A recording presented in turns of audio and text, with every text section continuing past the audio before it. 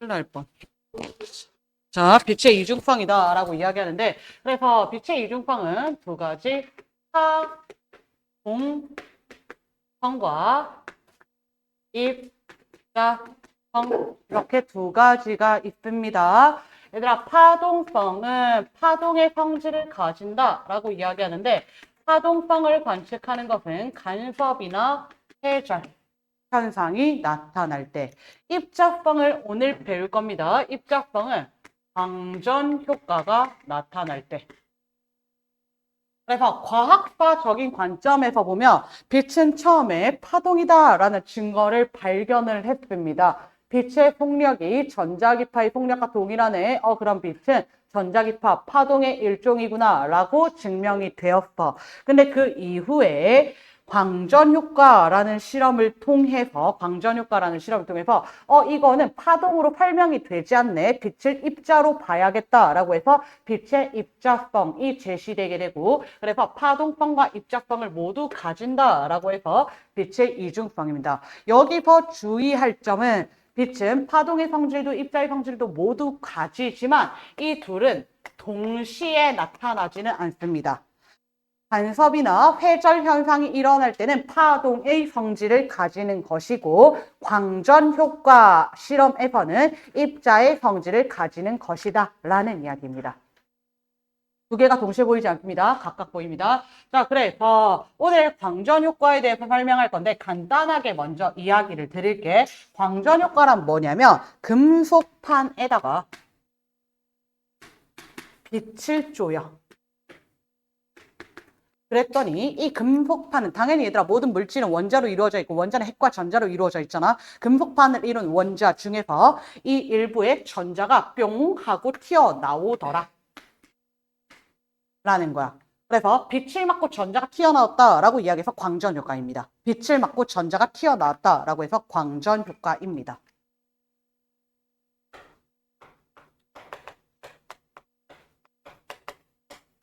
그래서 이때 쪼아준 빛을 얘들아 뒤에서도 설명하겠지만 미리 말씀드리겠습니다. 이때 쪼아준 빛을 우리가 광자 내지는 광양자라는 표현을 이제 쓸 거야. 빛을 입자로 보겠다라는 것입니다. 광자, 빛 입자, 광양자, 빛 입자. 그리고 여기서 튀어나온 전자는 빛을 맞고 튀어나온 전자이다 라고 해서 광전자라고 합니다.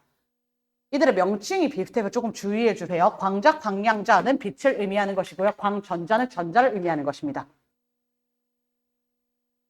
이 단어는 조금 특이하게 얘들아 우리가 과학사적인 관점에서 바라보는 것이다 보니까 틀린 개념을 배울 거야. 틀린 개념. 틀린 이야기를 나는 지금부터 할 거고 이건 틀렸다라고 이야기를 해주면 돼. 틀렸다.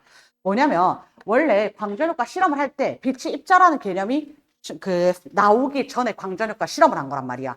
다시 한 번 더. 빛은 파동이다 라고 결론을 냈어. 과학자들끼리. 와, 빛의 폭력, 전자기파의 폭력이랑 똑같네. 전자기파 파동이네. 빛 파동이네. 빛 파동이야. 짝짝짝 하고 집에 간 거야. 근데 어느 날 광전효과 실험을 했더니 빛을 쪼았다. 전자가 뿅 하고 튀어나왔다. 야, 그러면 이때 빛은 파동이니까 파동으로 설명을 해보자 라고 한 거야. 근데 여기에서는 파동으로 설명이 안 되더라라는 거야. 틀린 개념을 이야기를 할 거야, 지금부터. 지금부터 내가 이야기하는 건 틀린 개념이야, 얘들아. 틀린 개념. 빛을 파동으로 보았을 때. 빛의 파동설로 설명을 할 거야. 빛의 파동설로 설명을 할 때는 빛의 에너지는 빛의 세기에 비례해. 빛의 세기가 셀수록 빛의 에너지가 크다라는 입장인 거야. 그래서 파동설에 의해서 예측한 결과가 세 가지야. 파동설에 의해서 예측한 것이 세 가지인데 얘들아 다 틀린 설명인 거야. 다 틀린 이야기인데 외워야 돼. 이게 틀렸구나. 이래서 아니구나 라고 이야기를 해줄 거야. 자, 전자가 튀어나온다라고 하는 것은 전자가 에너지를 가지게 되었다라는 것이란 말이야. 전자가 왜 튀어나왔어? 빛을 맞고 튀어나왔어. 그럼 빛의 에너지가 전자에 전달이 돼서 전자가 에너지를 가지고 튀어나왔다는 거야. 그러면 여기에서 이 에너지를 전부 다 빛의 세기로 설명하려고 한 거야. 빛을 파동의 입장으로 본다면 빛의 에너지는 빛의 세기에 비례하니까 세기가 크면 에너지가 크면 이때 전자도 어떻게 될 것이다 라는 이야기를 지금부터 할 거야. 첫 번째, 빛의 에너지는 세기에 따라 결정이 되잖아. 그래서 세기가 세다면, 빛의 세기가 세다면 이때 광전자가 충분한 에너지를 받았기 때문에 광전자가 방출될 거야. 라고 이야기를 한 거야. 이건 얘들아 파동설로 이야기를 한 거야. 빛의 세기가 세다면 에너지가 크니까 광전자는 방출될 거야. 그런데 실제로 방출되지 않더라라는 거야. 두 번째, 이번에는 빛의 세기가 약하다면 그럼 빛의 에너지가 약한 거잖아. 그렇다면 어차피 빛은 파동이기 때문에 파동설로 설명하잖아. 빛은 파동이기 때문에 계속해서 도달한다면 이 파동이 누적 된다면 세기가 합쳐져서 에너지가 커질 거니까 빛의 세기가 약하다면 이때 시간이 충분히 길어진다면 에너지가 모여서 광전자가 방출될 거야. 라고 이야기를 한 거야. 근데 빛의 세기가 약할 때 시간이 아무리 지나도 광전자는 방출되지 않더라. 그리고 특정 진동수 이상에 비치기만 하면 즉시 방출되더라. 틀렸다는 거야. 마찬가지로 두 번째도. 시간이 필요한 것이 아니라 충분한 진동수가 와야 된다. 진동수가 강해야 된다. 그 다음 마지막 빛의 세기가 세다면 빛의 에너지가 크니까 광전자의 에너지도 커질 거야. 이때 튀어나오는 광전자의 에너지도 커질 거야. 근데 아니더라는 거야. 빛의 세기와 광전자의 에너지는 직접적인 상관이 없더라라는 거야. 여기까지가 얘들아 다 틀린 설명이야. 외우지 말라는 게 아니라 여기까지가 다 파동설로 설명을 한 거고 다 틀린 설명이라는 거야. 그럼 실제로 실험 결과는 어떻게 됐느냐를 살펴보자는 거야. 실제 실험 결과에서 광전자가 방출되는 여부를 결정을 한 것은 빛의 세기가 아니라 빛의 진동수인 거야. 빛의 진동수에 의해서 광전자의 방출 여부가 결정이 됐다. 세기가 아무리 약하다 하더라도 특정 진동수가 크다면 광전자가 에너지를 얻어서 방출될 수 있더라. 그리고 다시 빛의 진동수가 충분히 크다면 특정 진동수보다 크다면 이때 광전자는 즉시 방출되더라. 세기가 아무리 약해도 바로 방출이 되더라 라는 거야. 그리고 광전자의 에너지를 결정하는 것은 빛의 세기가 아니라 빛의 진동수가 셀수록 광전자의 에너지도 커지더라. 그럼 여기서 의미하는 바는 전부 다 공통적으로 어떤 이야기를 하고 있냐면 빛의 에너지는 빛의 세기가 아니라 빛의 진동수에 의해서 결정이 된다라는 거야. 빛의 에너지는 빛의 세기가 아니라 빛의 진동수에 의해 결정이 된다. 그럼 이거는 파동으로 설명을 할 수가 없더라는 거야. 그럼 이 현상은 어떻게 설명을 해야 되냐면 입자성으로 설명을 할 수가 있다. 이 관점이 입자성인 거야, 얘들아. 파동성에서는 빛의 에너지는 세기에 비례한다라고 이야기하는 거고 입자성에서는 빛의 에너지는 빛의 진동수에 비례한다라고 이야기하는 거야. 자, 그래서 같이 한 번만 정리할게요. 얘들아, 교재 볼게요. 파동설에 의한 예상, 그리고 실제 실험 결과입니다. 파동설에 의한 예상은 다 틀립니다. 입자성으로 설명이 가능하기 때문에. 첫 번째, 빛 에너지는 빛의 세기에 의해 결정된다. 그래서 세기가 충분히 세다면 진동수가 작아도 전자가 방출될 거다. 근데 실제 실험 결과는 어떠했냐면 금속판에 쪼여지는 진동수가 특정 진동수보다 작으며 아무리 센 빛이더라도 광전자는 방출되지 않는다. 광전자의 방출 여부는 빛의 세기가 아니라 빛의 진동수에 의해서 결정이 된다.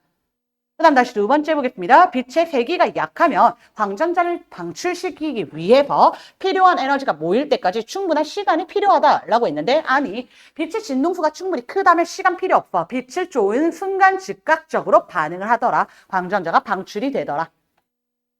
그다음 마지막 빛의 세기가 세면 에너지가 크니까 광전자의 에너지도 커질 것이야 라고 이야기했는데 아니 이때 빛의 세기와 상관없고 빛의 진동수에 의해서 광전자의 에너지가 결정이 되더라. 그러면 이때 빛의 세기는 무엇을 결정했냐면 얘들아 빛의 세기가 세지면 광전자의 에너지가 아니라 광전자의 개수가 많아지더라는 거야. 광전자의 개수가 많아지더라.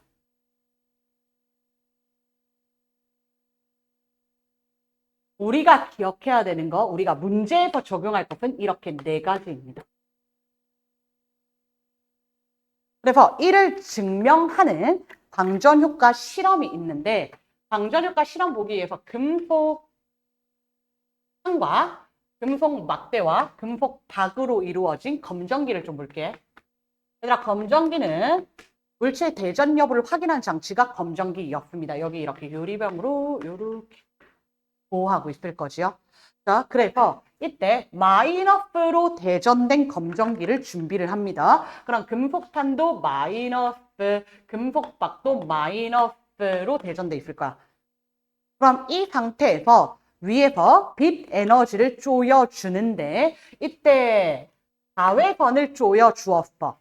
그랬더니 이 금속박이 더 벌어지다는 거야. 자외선을 쪼여주었더니 금속박이 벌어진 거야. 금속박이 벌어졌다라고 하는 것은 오므라듭. 미안. 마이너스로 대전이죠. 지금 마이너스로 대전이죠. 미안. 오므라듭. 이때 오므라들었다는 것은 마이너스로 대전된 정도가 줄어들었다는 거지. 자외선 빛을 쪼여주었더니 이때 광전자가 방출이 되면서 금속박의 마이너스 부호가 줄어들어서 청력이 약해져서 금속박이 오므라들었다는 거야. 근데 똑같은 대기의 가시광선, 형광등으로 나올 겁니다. 가시광선, 형광등을 쪼여주었더니 이때는 금속박에 변화가 없더라는 거야. 그렇다는 말은 광전자가 튀어나오지 않았다는 거야. 그래서 세기가 아니라 자외선과 가시광선, 이둘은 진동수가 다르죠. 자외선은 진동수가 크고요. 가시광선은 자외선보다 진동수가 작습니다. 진동수에 의해서 광전자의 방출 여부가 결정이 된다라는 거야. 얘들아 지금 예시로 든 것은 마이너스로 대전된 경우지만 플러스로 대전된 경우도 생각할 수 있어야 됩니다. 만일 이 검정기가 플러스로 대전되어 있어. 그런데 내가 자외선을 쪼여주어서 전자가 튀어나간다라고 생각을 해보자. 그럼 전자가 빠져나가면서 여기 더 플러스로 대전이 되겠지. 그럼 이때는 금속박이 벌어지게 되더라라는 거야. 이해될까요? 그래서 이 실험에서 의의하는 바는 뭐냐면 빛의 세기가 아니라 빛의 진동수에 의해서 광전자의 방출 여부가 결정된다라는 거야. 광전자의 방출 여부가 결정된다. 그래서 이 광전 효과에 대해서 다시 선생님이 먼저 설명하고 다음 개념 들어갈게. 광전자의 방출 여부에 대해서.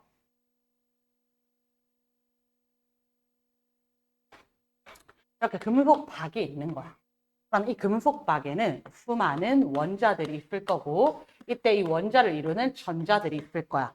그럼 이 전자는 일반적으로 원자에 숙박되어 있단 말이야. 그럼 이 숙박된 전자에다가 내가 충분한 에너지를 가해주면 에너지를 얻은 전자가 뿅 하고 튀어나온다라고 이야기를 해주는 거야. 그래서 빛을 조여 주었을 때 충분한 에너지를 가해 주어야 된다는 거야. 근데 이 에너지를 결정을 하는 게 파동설에서는 빛의 세기인 거고 입자설에서는 빛의 진동수인 거야. 근데 실제 실험 결과를 보면 똑같은 빛의 세기로 진동수를 다르게 했을 때 튀어나옴의 여부가 달랐고 똑같은 진동수로 세기를 달리 했을 때 광전자의 방출 여부는 변하지 않았다는 거야. 그래서 이때 빛의 에너지는 빛의 진동수에 의해 결정되며 그에 따라서 광전자의 방출 여부가 달라진다는 거야. 그럼 보자. 빛의 에너지가 예를 들어서 100이라고 이야기를 해볼게. 아니. 광전자를 떼어내는데 필요한 에너지가 100이라고 이야기를 해볼게. 그럼 빛의 에너지가 70이야. 그럼 광전자 튀어나올 수 있을까 없을까? 없다는 거야. 얘를 뜯어내는데 필요한 최소한의 에너지가 100이라는 거잖아. 그럼 다시 이때 빛의 에너지를 130으로 더 높여줬어. 진동수를 높여줬다는 거야. 그럼 광전자 튀어나올까요? 안 튀어나올까요? 튀어나온다는 거야. 광전자 방출된다는 거야, 얘들아. 근데 광전자가 튀어나오면 광전자도 에너지를 가질 거란 말이야. 빛을 130만큼의 에너지를 가했고 뜯어내는데 필요한 에너지가 100이야. 그럼 이때 광전자가 가질 수 있는 최대 운동 에너지는 얼마가 될까요? 그치. 130 빼기 100인 거야, 얘들아. 이것을 우리가 광전자의 에너지, 일반적으로는 광전자의 최대 운동 에너지 이렇게 표현을 할 거야. 여기까지 이해되겠습니까? 자, 그럼 다시 정리를 하겠습니다. 오른쪽 2페이지 보면서 설명드릴게요. 광양자설이라고 나옵니다. 광양자설은 이제부터 빛을 입자로 보겠다라는 것이고요. 여기 이 양자라고 하는 것은 화학 시간에 혹시 들어보셨을 수도 있는데 양자화되었다, 양자수 이런 표현은 불연속적이다라는 의미를 가지고 입자의 의미를 가집니다. 입자의 의미를. 그래서 광양자설이라고 하는 것은 1900년 초반에 아인슈타인이 이제 더 이상 이 광전효과는 파동빨로 설명을 할 수 없겠다. 그럼 이 빛을 양자로 보자, 광양자로 보자라고 이야기해서 불연속적이다, 입자이다라고 설명을 한 거야. 그래서 이제부터는 빛이 가지는 광자 또는 광양자의 에너지는 우리 빛의 대기가 아니라 진동수에 비례한다라는 거야. 이때 비례상수 H 붙는데 얘를 플랑크 상수라고 합니다. 근데 이때까지 그래 왔듯이 상수는 여러분 따로 외울 필요 없습니다. 그냥 정해진 수라는 거야. 비례상수 들어간 거야. 그래서 빛의 에너지는 플랑크 상수와 진동수의 곱과 같다라는 것입니다. 그럼 이제 광전 효과를 설명을 할 건데 먼저 첫 번째 일함수입니다. 기호로는 W로 표현을 할 건데 이 일함수라고 하는 것이 여기 100. 광전자를 뜯어내는데 필요한 최소한의 에너지인 거야. 광전자를 뜯어내는데 필요한 최소한의 에너지인 거야. 그럼 우리 이제 이렇게 말할 거야. 광자의 에너지는 일함수보다 커야 된다. 이렇게 이야기할 거야. 다시 한 번 더. 광전자가 방출되기 위해서는 광양자의 에너지가 일함수보다 커야 된다. 이렇게 이야기할 거라고. 근데 이 광자의 에너지는 진동수에 비례하잖아. 그래서 이를 진동수로도 다시 한 번 더 표현을 하는데 일함수는 플랑크 상수 곱하기 문턱 진동수, 한계 진동수로 나타낼 거야. 다시 한 번 더. 이때 일함수는 플랑크 상수와 한계 진동수 또는 문턱 진동수.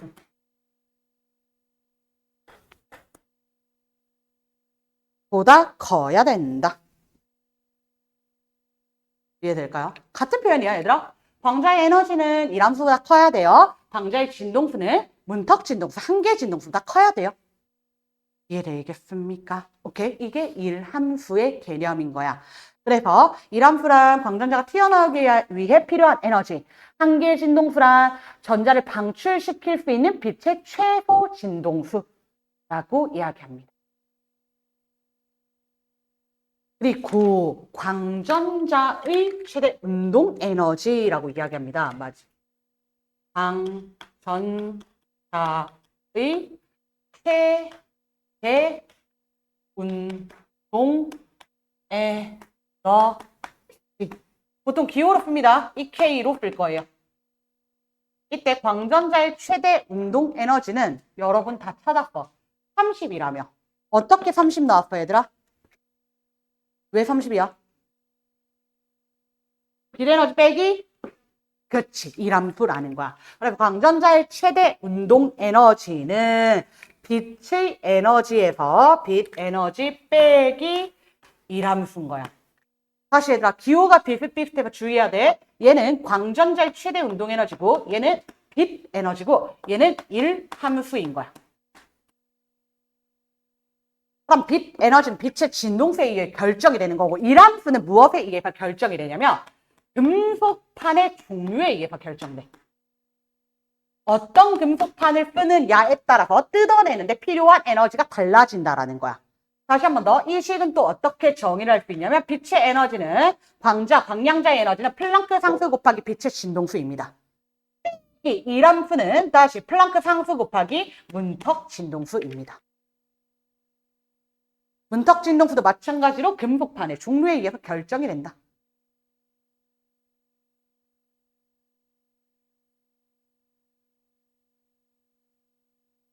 그래서 이때 이 값이 운동 에너지이기 때문에 2분의 1 mv 제곱. 여기서 m은 광전자, 전자의 질량 들어갈 거고 v는 광전자의 속력 들어가는 거야. 광전자의 속력. 얘들아, 요거 그래프 한번 그려보고 할게. 그래프.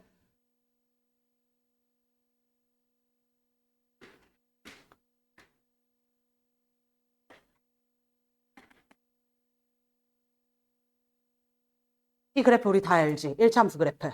자, 그럼 이번에는 어떻게 될 거냐면 Y축이 EK야. 광전자의 최대 운동 에너지야. X축이 F. 빛의 진동수야.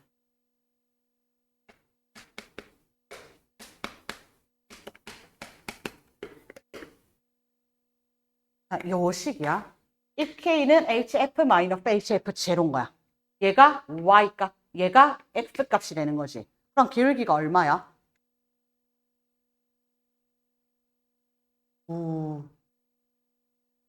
얘들아, Y는 AX 플러스 B에서 기울기 얼마야? 다시 이 K는 플랑크 상수 곱하기 진동수 빼기 플랑크 상수 곱하기 한계 진동수잖아. Y축이 이 K, X축이 빛의 진동수. 이때 기울기 얼마야?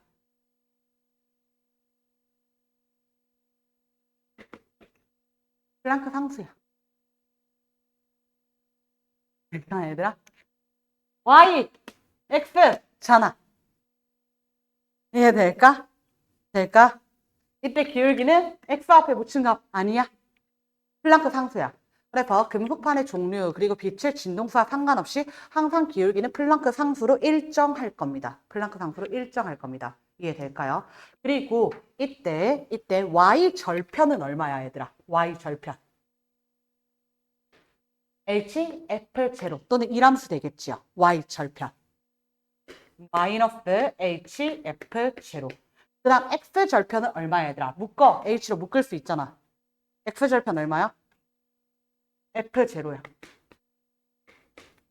그럼 그래프가 어떻게 그려지냐면 이렇게 그려져. 다시 얘들아. 다시. 이 그래프는 Y는 AX 플러스 B 대신에 Y 대신에 EK 들어간 거고 F 대신에 플랑크 상수, 빛의 진동수 들어갔다는 거야. 그럼 이때 기울기는 플랑크 상수 된다는 거야. 될까요? 이때 이 기울기가 플랑크 상수.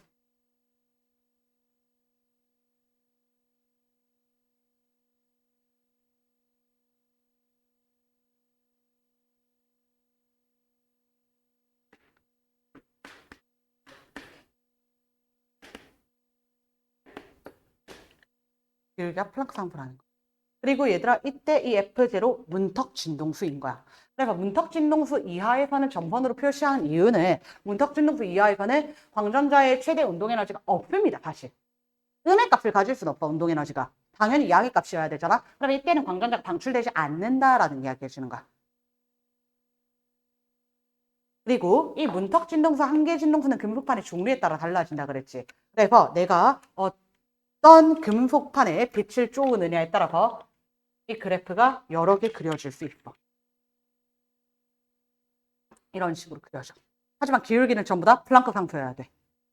이때 금속판 B에 쪼았을 때, 금속판 A에 쪼았을 때. 이런 식으로 이야기를 한다는 거야. 그럼 얘들아, 금속판 A랑 금속판 B 중에 누가 더 이람수가 크니? 누가 더 한계 진동수가 커, 얘들아? A랑 B 중에. B가 더 크지. 그럼 다시 누가 더 이람수가 큽니까? B가 더 이람수가 더 큽니다. 그럼 누가 더 쉽게 방출됩니까? A가 더 쉽게 방출됩니다. 다시 얘들아, 똑같이 내가 F0의 빛을 쏘았다라고 해보자. F0의 빛을 쏘았을 때 A는 방출이 됩니까? 안 됩니까? A에서 광전자 방출됩니다. 근데 B에서는 광전자 방출됩니까? 안 됩니까? 안 됩니다. A가 더 쉽게 방출이 된다는 거야. 이람수가 작을수록, 한 개의 진동수가 작을수록 광전자가 더 쉽게 방출된다라는 이야기 해주는 거야. 이해될까요? 얘들아, 이 그래프의 의미 다시 한 번 더 설명합니다. 빛의 진동수에 따라서 이때 해당 금속판에서 방출되는 광전자의 최대 운동 에너지를 물어본 거야. 이해될까? 그래서 이때 금속판의 종류에 따라서 문턱진동수, 한계진동수, 이람수는 정해져 있는 값인 거야. 그 다음 기울기 플러스 상수값은 모두 다 동일한 거야. 모두 다 동일한 거야. 그래서 진동수가 커짐에 따라서 당연히 전자의 최대 운동 에너지도 증가한다. 여기까지 될까요? 될까요? 그럼 똑같은 금속판에서 이때 쪼여주는 빛의 진동수가 클수록, 빛의 에너지가 클수록 광전자의 최대 운동 에너지도 점점 커진다라는 것까지 볼 수 있겠지요. 그래서 아래 그림에서 방출되는 광전자의 수 마지막으로 설명할 거야. 얘들아, 방출되는 광전자의 개수. 아까 방출되는 광전자의 개수는 빛의 세기에 의해서 결정이 된다 그랬지. 왜 빛의 세기에 의해서 결정이 되냐면 빛을 양자로 모았을 때 광양자설에 따르면 광양자론에 따르면 이제 빛은 입자인 거야. 그럼 우리가 빛의 세기가 세다라고 하는 건 밝다라는 거야, 얘들아. 밝다. 빨간색 빛과 파란색 빛은 진동수가 다른 거지 밝기가 다른 게 아니야. 다시 한 번 더. 빨간색과 파란색은 진동수가 다른 거지 밝기가 다른 게 아니야. 그럼 내가 똑같은 밝기로 켜둘 수도 있잖아. 빨간색을 더 밝게 할 수도 있고 파란색을 더 밝게 할 수도 있단 말이야. 근데 빨간색을 더 밝게 한다는 건 조명의 세기를 세게 한다는 거야. 그럼 조명의 세기를 어떻게 세게 하냐면 이때 날아오는 광전자의 개수를 늘려준다는 거야. 그럼 날아오는 광전자의 개수를 미안해, 광자야. 광자의 개수를 늘려주면 이때 맞는 광전자도 늘어날 거잖아. 그럼 튀어나오는 광전자의 개수도 늘어나게 된다는 거예요. 이해되겠습니까? 다시 한 번 더. 빛의 세기가 세다 이꼴은 이제 광자의 개수가 많다라고 이야기하는 거고 광자의 개수가 많다는 것은 튀어나오는 광전자의 개수도 많아진다. 단 전제 조건은 빛의 진동수가 한 개 진동수보다 클 때 광전자가 방출되는 조건 하에서. 되겠습니까? 자, 정리하겠습니다. 광양자설에 따르면 빛의 진동수는 에너지에 비례하고요. 이는 광전자의 최대 운동 에너지를 결정합니다. 방출 여부와 최대 운동 에너지입니다. 방출 여부도 당연히 같이 결정을 합니다. 그리고 빛의 세기는 광자의 개수입니다. 그렇기 때문에 이 빛의 세기는 튀어나오는 광전자의 개수를 결정합니다. 그리고 혹시 학교에서 심화 내용 다룬다면 이는 광전류라고도 이야기할 수 있다. 광전자가 많이 튀어나오면 전류가 많이 흐른다. 광전류가 빼다 라고 표현하실 수도 있습니다. 그럼 보자 얘들아. 보자. 이때 여러분 기억해야 될 거 일단 외우세요. 광전자의 최대 운동 에너지는 덧셈이 불가능합니다. 다음 광전자의 개수는 덧셈이 가능합니다.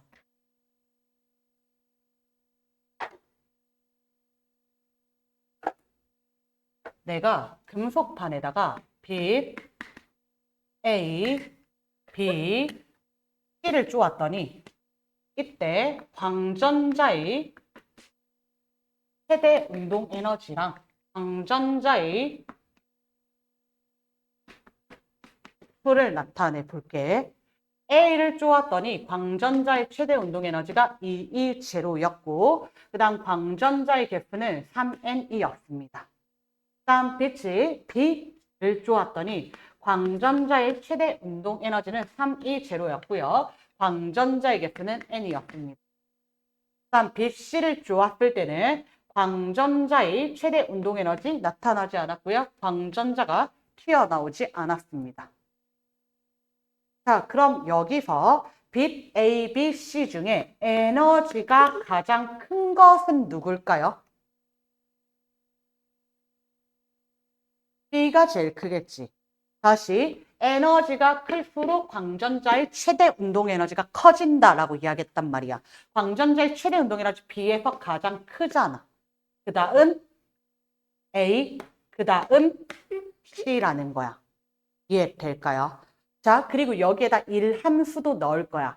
자, 그럼 여기서 일함수의 개념도 넣어줄 건데 B는 일함수보다 클까 작을까? 커요. A는 일함수보다 클까 작을까?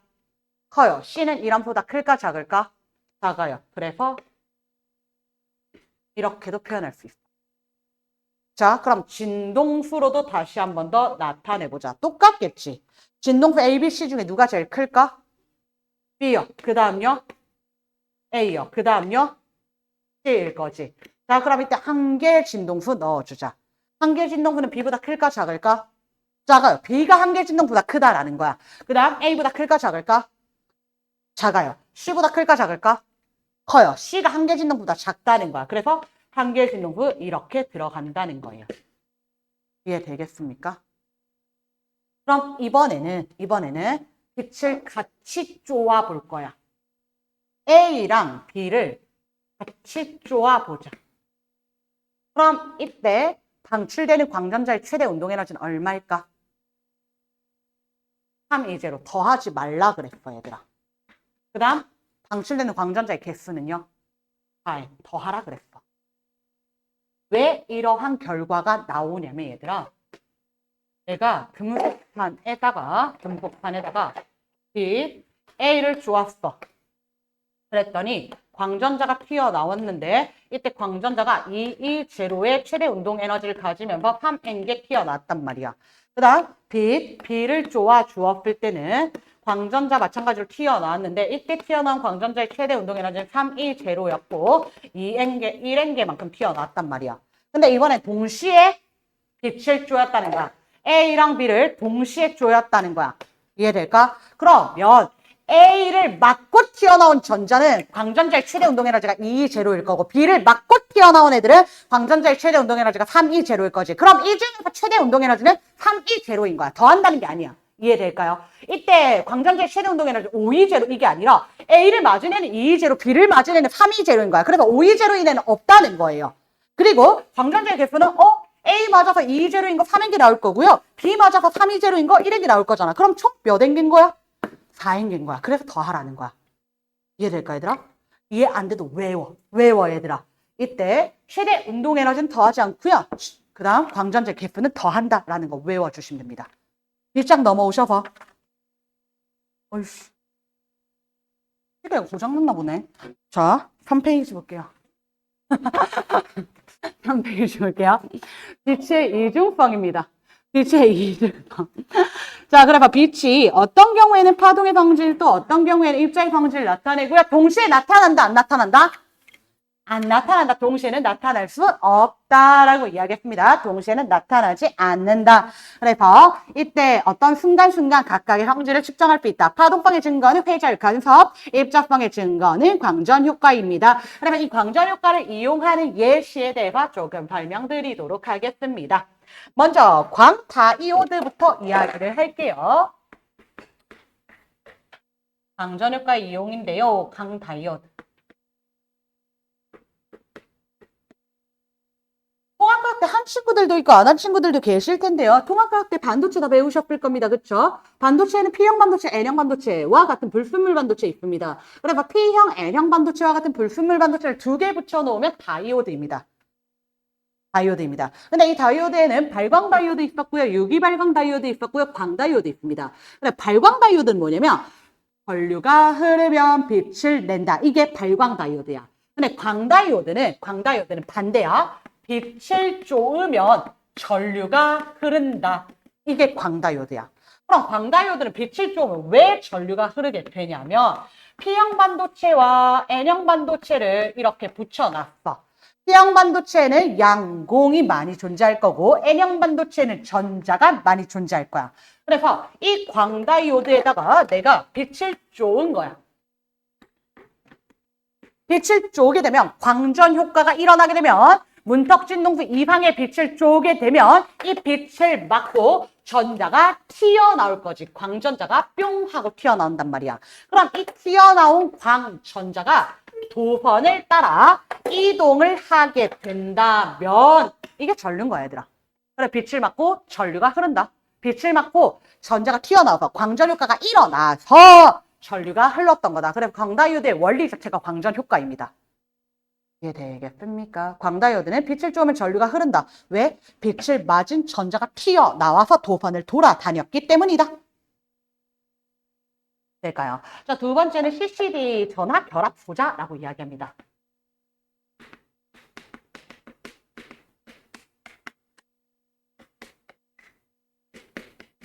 그래서 이 CCD라고 하는 장치는 여러분의 영상 표시 장치에 있습니다. 여러분이 카메라로 사진을 찰칵하고 찍어. 그럼 이때 보이는 현상들이 내 카메라에다가 전기 정보로 저장이 되고 내가 보여줘라고 했을 때 다시 보여주는 거잖아. 그러면 지금 보이는 이 모습을 찰칵하고 찍어서 전기 신호로 저장을 한다는 거야. 전기 신호로. 그래서 이 영상 표시 장치에 들어있는 전화 결합 보자 CCD는 어떻게 이루어져 있냐면 무수히 많은 광다이오드들로 이루어져 있습니다. 그래서 광다이오드를 얼마나 촘촘하게 많이 가지고 있느냐를 나타내는 게 화소입니다. 몇백만 화소 이렇게 이야기하잖아. 그래서 그 화소 수가 높으면 높을수록 더 높은 화질을 구현을 하는 거야. 더 높은 화질을. 이렇게 하나하나의 셀이 있거든. 이 하나하나의 셀은 전부 다 광다이오드에 해당하는 거야. 광다이오드에.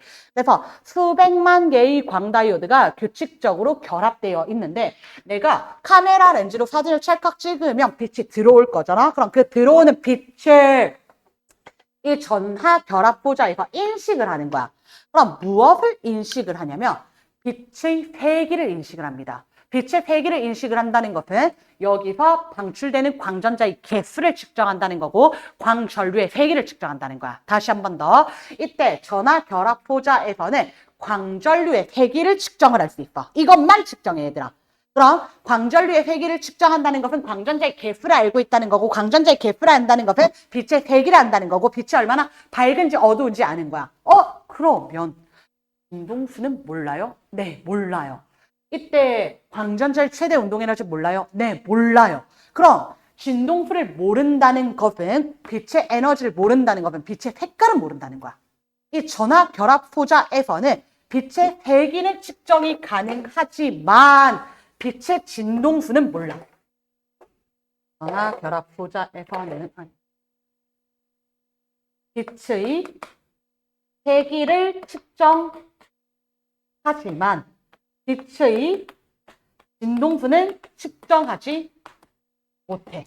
이 말은 빛의 세기를 측정하면 밝기를 안다는 거야. 진동수를 측정하지 못한다는 것에 색깔은 측정하지 못한다는 거야. 그래서 옛날 카메라는 컬러 카메라가 나오기 전에 어떤 카메라 썼어? 흑백 카메라 썼던 거야. 옛날에 여기까지 했거든. 근데 오늘날에는 그럼 빛의 색깔도 파악해야 되잖아. 빛의 색깔을 어떻게 파악할까 했더니 이는